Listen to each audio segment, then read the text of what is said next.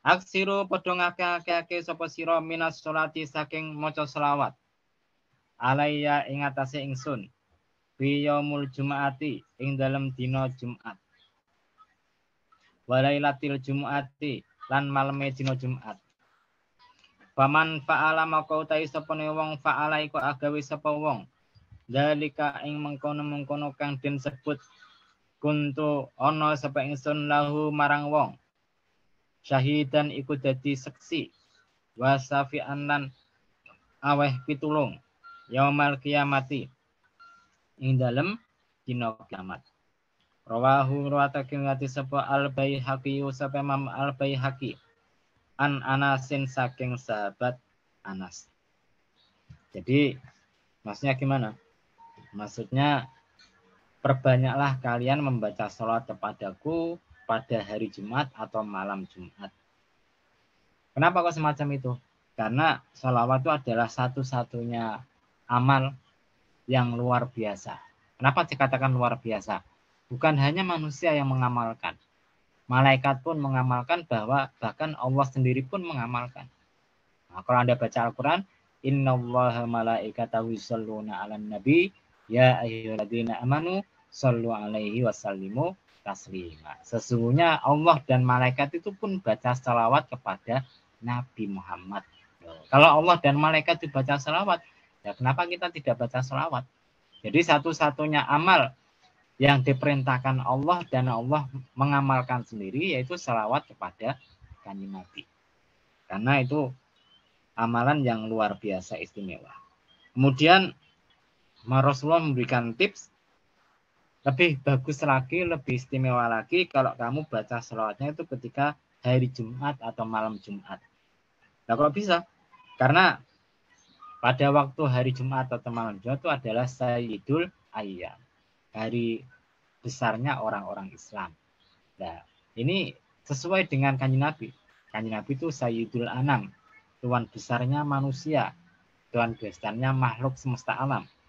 Jadi pas kita baca salat pada Kanjeng Nabi yang makhluk yang luar biasa di hari yang luar biasa.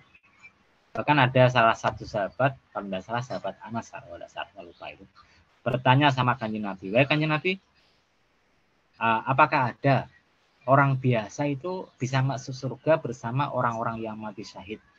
Jadi surganya sama dengan orang-orang yang mati syahid. Kanjeng Nabi mengatakan ada. Siapa itu? Orang yang mau baca sholawat kepadaku satu hari 20 kali. Nah, sehari baca sholawat kepadaku 20 kali, dia kalau di surga nanti masuk surganya bersama orang-orang yang mati syahid. Nah, ini keistimewaan sholawat. Demikian pula sahabat Anas itu pernah bertanya sama Kanjeng Nabi. Ya Kanjeng Nabi, berapa banyak bagian sholawat saya kepada Anda? Maksudnya ketika saya berdoa, bagian saya sholawatan untuk jenengan itu berapa? Sepertiga Kanjeng Nabi. Nah, kalau Kanjeng Nabi menjawab lebih banyak lebih baik. Kemudian setengah Kanjeng Nabi. Kanjeng Nabi cuma mengatakan, ya baguslah, tapi lebih banyak lebih baik lagi. Maka kemudian sahabat Anas bertanya lagi, 2/3 Rasulullah. Nah, ya itu bagus, tapi lebih banyak lebih baik lagi. Bagaimana kalau seluruh doa saya itu sholawat kepada jenengan? Maka Kanjeng Nabi mengatakan, wah kalau begitu kamu itu tidak akan ditimpa kesusahan, kamu itu dosa-dosanya akan diampuni sama Allah SWT. Hadisnya kalau tidak salah di Sunan At-Tirmidzi dan Musnad Ahmad, dan hadisnya adalah hadis yang hasan. Nah, gitu. Jadi ini menerangkan keutamaan baca sholawat kepada Kanjeng Nabi.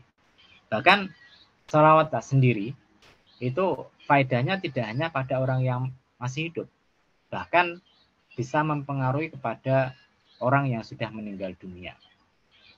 Kalau Anda baca kitab Ar-Ruhnya Ibnul Qayyim Al-Jauzi, maka dia itu setiap bab itu kalau tidak salah salawatnya beda-beda. Salawatnya beda-beda. Ibnul Qayyim Al-Jauzi. Ini panutan orang Salafi Wahabi loh ya. Tapi senang salawatan. Di kitab Ar-Ruhnya salawatnya beda-beda. Beliau menceritakan ketika ada seseorang laki-laki ini datang ziarah kubur ke bapaknya. Ke bapaknya, maka dia itu apa namanya biasa baca selawat, kemudian selawatnya dihadiahkan kepada orang-orang yang meninggal dunia. Kebetulan saat itu dia kedatangan seorang laki-laki, kalau tidak salah seorang laki-laki. Dia berterima kasih sekali kepada orang itu. Orang itu sampai kaget, loh, kenapa kok bisa berterima kasih sama saya? Begini mas ceritanya. Nah, cerita ini saya ceritakan secara bebas loh ya, tidak letter kitabnya loh ya. Saya lupa misalnya. Letter kitabnya bahasa Arab, saya tidak hafal bahasa Arab. Nah, ini kira-kira semacam itu ceritanya. Jadi ceritanya dia itu bapaknya atau saudara keluarganya meninggal dunia. Dia mimpi bapaknya atau keluarganya itu di kuburan itu disiksa dengan api. Nah, ketika minggu berikutnya dia datang lagi ke kuburan, dia heran. Loh, bapak atau keluarga saya kok sudah, ketika dia mimpi lagi, bapaknya atau keluarganya itu ternyata sudah tidak disiksa lagi. Dia tanya, baik pak, kok bisa berubah keadaan kamu? Maka bapaknya ngomong, begini loh, kemarin itu ada anaknya si Fulan ini datang ke kuburan. Ketika dia datang di pagar atau pintu kuburan, dia baca sholat kepada kanjeng Nabi, kemudian pahala sholat itu dihadiahkan ke seluruh penghuni kubur yang ada di sini. Dan saya itu kecipratan pahala sholawatnya, sehingga saya tidak disiksa lagi di kuburan. Oh, ini cuma dapat cipratan sholawat sedikit loh. Nah, berpengaruh pada orang yang orang yang meninggal dunia. Ya mungkin ada yang mengatakan, wah ini bukan hadis itu cerita, tapi kan cerita yang diusung oleh ulama sekaliber Ibnul Qayyim al-Jauzi, yang pendapat-pendapatnya banyak dipegang oleh orang Salafi Wahabi. Jadi kita ikut itu apa salah? Tidak salah, karena ikut Imam Ibnul Qayyim, mimpi orang Islam itu kadang-kadang itu benar. Mimpi orang Islam itu kadang-kadang benar. Jadi ada kejadian, contohnya di kitab Ar-Ruh juga ini diterangkan, ada kejadian perang antara orang Islam dengan orang kafir lah namanya. Kemudian ketika ada salah seorang Islam meninggal dunia, itu dia ketika perang, tamengnya atau apanya itu terletak, ketika dia mati terletak di sebelahnya, diambil sama orang Islam yang lain, dibawa pulang, kemudian ditaruh di dapur. Nah, padahal itu punyanya di orang yang mati tadi. Maka kemudian ketika keluarganya mencari-cari orang tadi, ketemu, tapi itunya sudah tidak ada. Tamengnya, perisainya itu yang berharga sudah tidak ada lagi. Maka kemudian salah satu anaknya mimpi, tanya, perisainya bapak di mana? Perisaiku di bawah si Fulan ini loh, ditaruh di dapur, letaknya di sini. Nah, makanya kemudian orangnya dicari, ketemu betulan. Nah, ini mimpi yang kenyataan. Nah, karena mimpi itu bisa nyata, bisa bisa menjadi kenyataan. Karena itu dikatakan baru tatul ambiyai hakun. Mimpinya para nabi itu benar. Nah, karena itu Rasulullah sebelum datang wahyu didahului sama mimpi-mimpi yang benar tadi. Kita kembali. Faman fa'ala dzalika kuntu lahu syahidan wa syafi'an yaumal qiyamati. Barang siapa yang mau membaca sholawat kepada saya, maka dia itu ketika di hari kiamat, akulah yang jadi saksinya. Saksi bahwasanya orang ini adalah orang yang beramal soleh. Nah, orang ini adalah umatku. Dan aku akan menjadi penolong dia kalau dia itu dicemplungkan neraka.